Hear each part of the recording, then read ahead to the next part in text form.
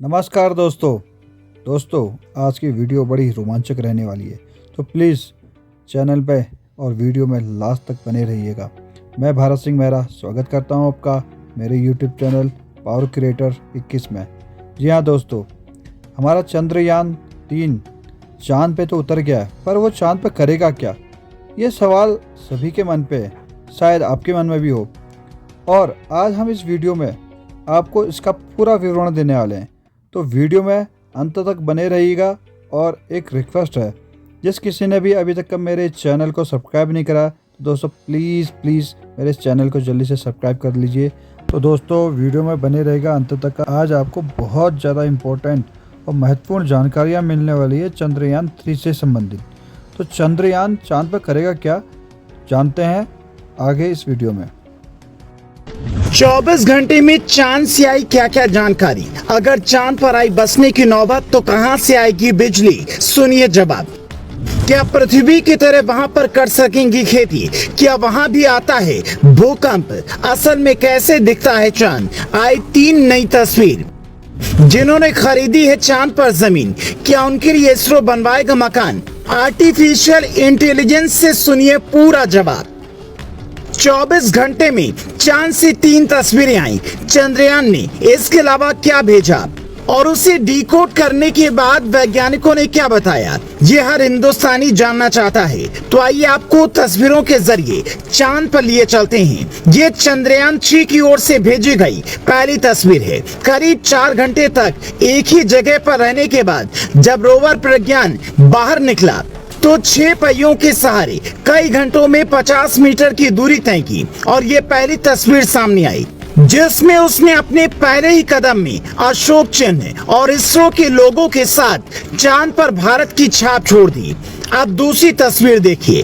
प्रज्ञान rover की चांद पर समतल सतह से निकलकर ऊबड़ खाबड़ जमीन पर खड़ा है। दूसरी ओर से सूर्य की रोशनी पड़ रही है। ऊपर लगा सोलर प्लेट चार्ज हो रहा है और उसके आसपास की जमीन पर गड्ढे बने हुए हैं, जिनके बारे में वैज्ञानिक कहते हैं कि इनमें से कुछ गड्ढों में 2.5 लाख स्विमिंग पूल के बराबर पानी है।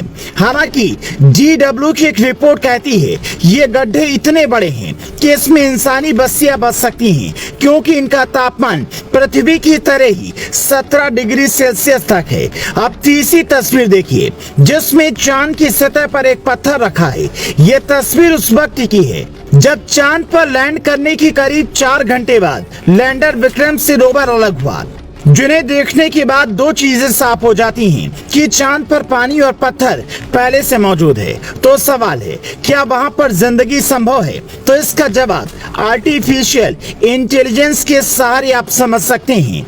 यहाँ कुछ सवालों और जवाब की लिस्ट है जिसके जरिए हम आपको चांद पर जिंदगी के बारे में बताते हैं। सवाल नंबर 1, चांद पर जाएंगे कैसे? वहाँ पर ऑक्सीजन और खाने पीने का इंतजाम कैसे होगा? जवाब, वैज्ञानिक रॉबर्ट हू का दावा है कि साल 2030 तक चांद पर बसने की शुरुआत हो जाएगी। वहाँ पहले वैज्ञानिकों की टीम जाकर रिसर्च सेंटर बनाएगी, फिर धीरे धीरे लोगों को भी भेजा जाएगा। सवाल नंबर 2, चांद की जमीन समतल नहीं है, फिर वहां कैसे सड़क बनेगी और गाड़ियां कैसे चलेंगी? जवाब, जैसे अभी रोवर प्रज्ञान गया है जिसमें 6 पहिए लगे हैं, ठीक वैसे ही गाड़ी इंसानों के पास होगी जिसकी स्पीड कम होगी। सवाल नंबर 3, क्या वहां पर मकान बन सकता है? खाने पीने की सुविधा कैसे होगी? जवाब, चांद पर भारी संख्या में पत्थर हैं, पर वहां पर बस्ती बसाने के लिए इंफ्रास्ट्रक्चर डेवलप करना मुश्किल होगा।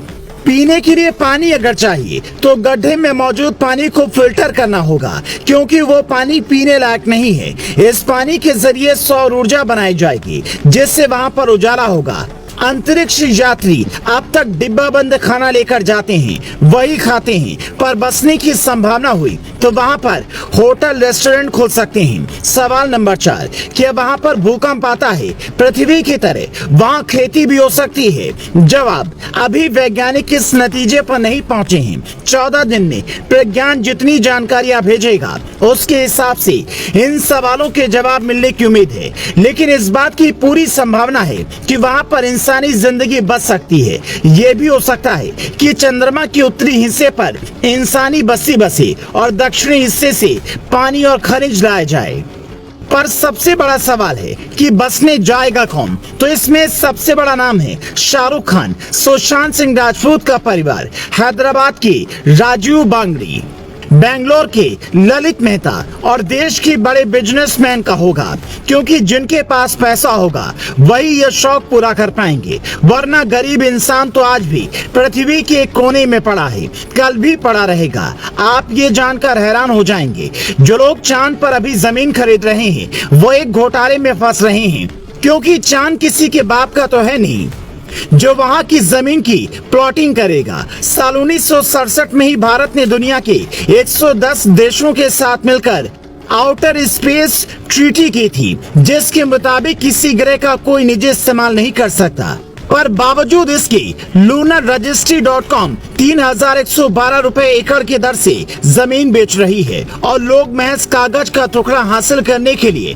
उसे खरीद रहे हैं। इसलिए कोई गरीब हो या अमीर, उसे ज्यादा सोचने की जरूरत नहीं है, क्योंकि आर्टिफिशियल इंटेलिजेंस ने अभी ही कह दिया है कि पृथ्वी पर मानव सभ्यता पर खतरा मंडरा रहा है, जिसका मतलब है हमें दूसरा ग्रह बसने के लिए ढूंढना होगा और इसरो बिल्कुल उस लक्ष्य के नजदीक है। इसीलिए उम्मीद कीजिए कि हमारा मून मिशन इतना सफल हो जैसे साउथ पोल के साथ हमने सबसे पहले लैंडिंग की, ठीक वैसे ही इंसानों की बस्ती वहां पर सबसे पहले हम ही बसाएं।